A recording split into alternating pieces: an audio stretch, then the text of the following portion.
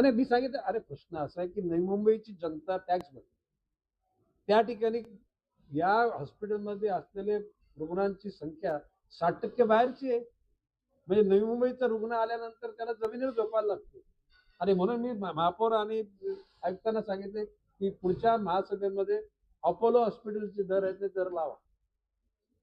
तशी सेवा पण तशी द्या. कोणाला? बाहेरच्या लोकांना. आणि मग मग बाकी तेवढी संख्या कमी झाली की इथल्या आपल्या शहरात राहणाऱ्या झोपडपट्टीतल्या गावच्या नागरिकांना निश्चितपणे चांगल्या प्रकारचा न्याय मिळेल. म्हणजे एखादा अपघात घडला आणि अपघाताचे लोक समजा आले तर त्या ठिकाणी आपले लोक रुग्णात म्हणजे कॉटवर असतील त्या लोकांनी बाजूला जावं जर ज्यांची स्थिती परत त्या लोक. परंतु 12 महिने 24 तास हा भार कसं सहन करणार?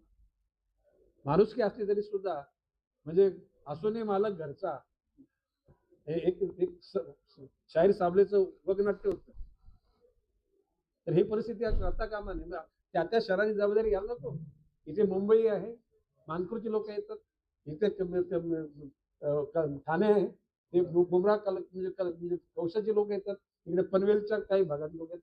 माणुसकी. आणि माझं म्हणणं आहे की अशा लोकांना जर हायटेक जर काही गोष्टी त्यांना महापालिकेच्या कक्षेत नसतील ना तर CSR फंडामधून जनता दरबार असतो, या ना आमच्याकडे, आम्ही मदत करतो. आम्ही माणुसकी विसरलेलो नाही, परंतु आमच्या नवी मुंबईच्या लोकांनी हे किती सहन करावं, याला सुद्धा मर्यादा आहे.